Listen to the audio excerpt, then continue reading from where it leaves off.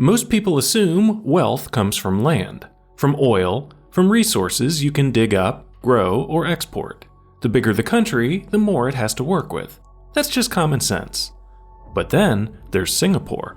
You're standing on an island about 280 square miles across, roughly the size of Chicago, but without the farmland, or the fresh water, or a single barrel of oil beneath you. In 1965, Malaysia had all of those things, pushed Singapore out, and expected it to fail. Today, Singapore is around 7 times richer per person than Malaysia. Not a little ahead, 7 times. So how does a place with nothing end up lapping the country that had everything?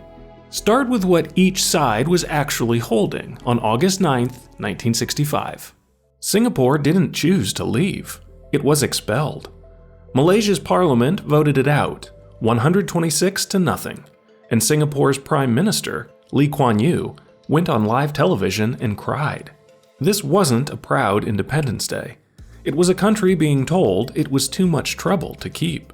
And on paper, the math was brutal. Malaysia kept a landmass of about 127,000 square miles, bigger than New Mexico. It was the biggest tin producer on Earth and one of the largest rubber suppliers in the world. It had timber, it had farmland, 10 million people, and an economy that could feed itself.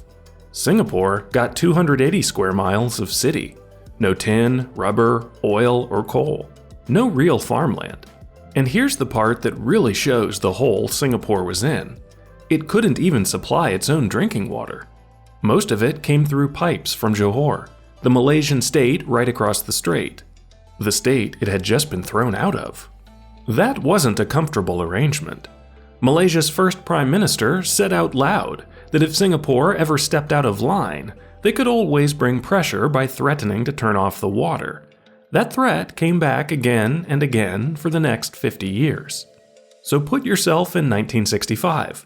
One country had land, resources, food, and its hand on the other one's water. The other has a city, no resources, and a wet season it can't even store. Every development economist looked at that and said Singapore would fail.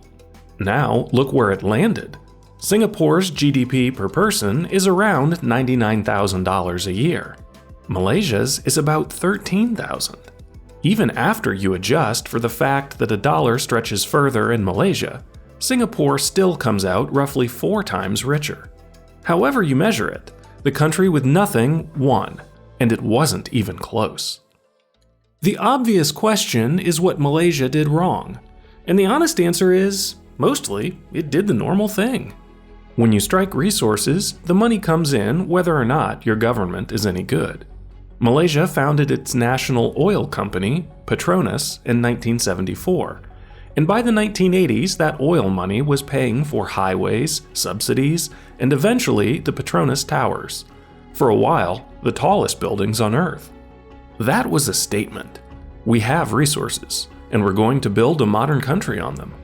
But resource money does something corrosive at the same time. When the revenue just shows up, there's no pressure to build anything efficient underneath it. You don't need a competitive tax system because the oil pays the bills. You don't have to fight to attract foreign companies on merit because you're not desperate.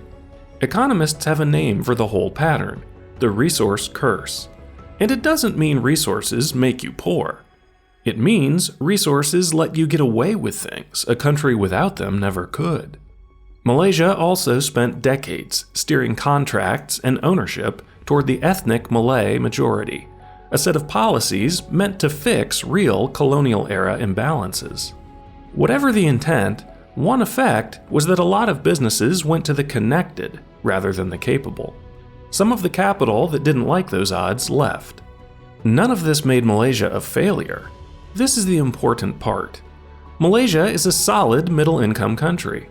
But by around 2000, its growth had flattened into what economists call the middle-income trap. Rich enough to have escaped poverty, not rich enough to break into the top tier, and stuck. The resources were still in the ground. The growth just wasn't there anymore. That's the thing about the easy answer. Malaysia didn't squander its wealth in some dramatic collapse. It just never had to build the machinery that turns wealth into more wealth. The resources bought time. They didn't build structure. So if resources weren't the deciding factor, what was? Here's the part the map hides. Singapore didn't have nothing. It had one card, and it was a good one. Look at where it sits. Singapore is parked right at the bottom of the Strait of Malacca, the narrow channel between the Malay Peninsula and the island of Sumatra that connects the Indian Ocean to the Pacific. More than 90,000 ships pass through it every year. Something like a quarter of everything traded by sea on the planet moves through that strait. If you want to ship goods between the Persian Gulf, India, China, and Japan, this is the road.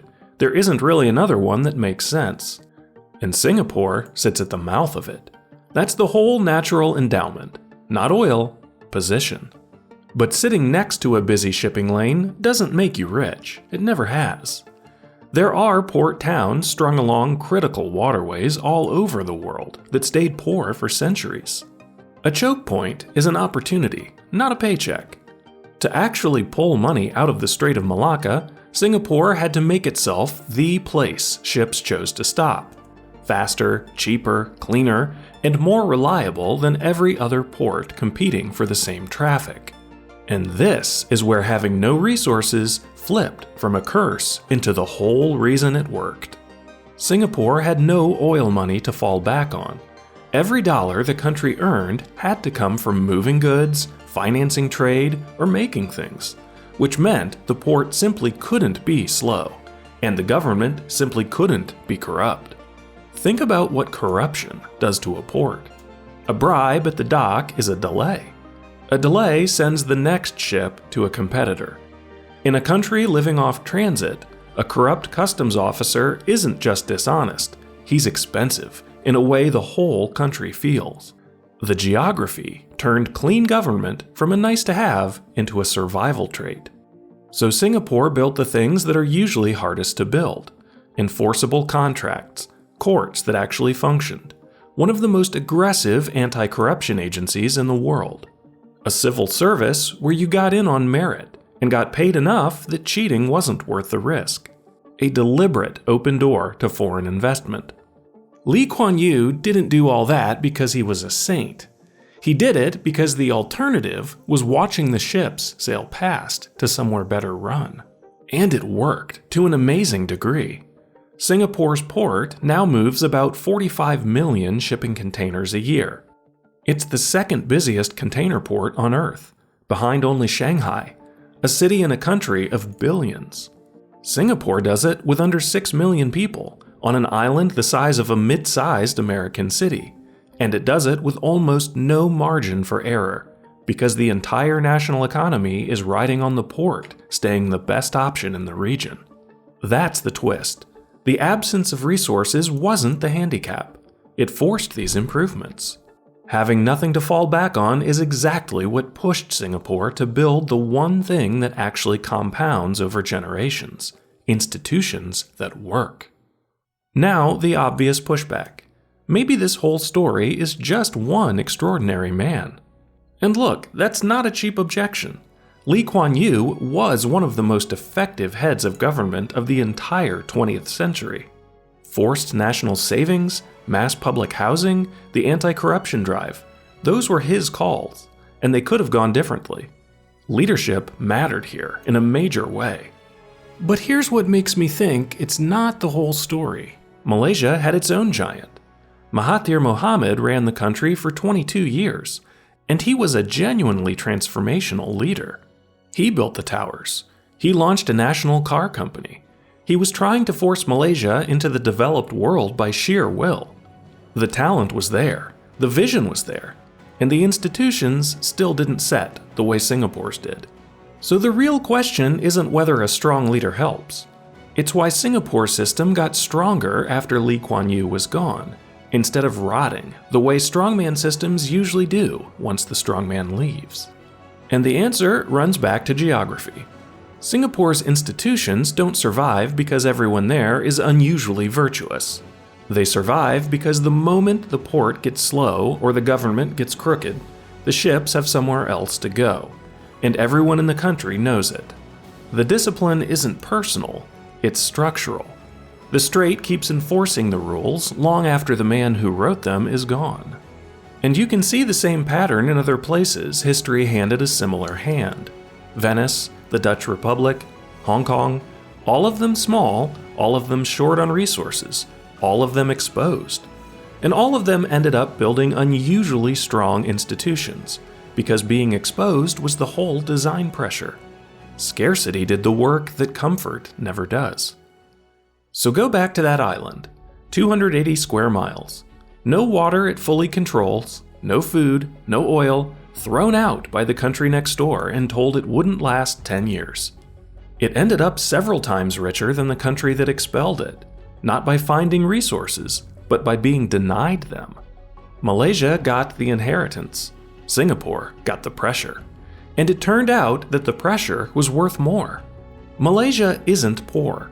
It's a country with real advantages, and it's spending this decade trying to build the institutions it never had to build back when the oil was running the show. That's the lesson in all of this.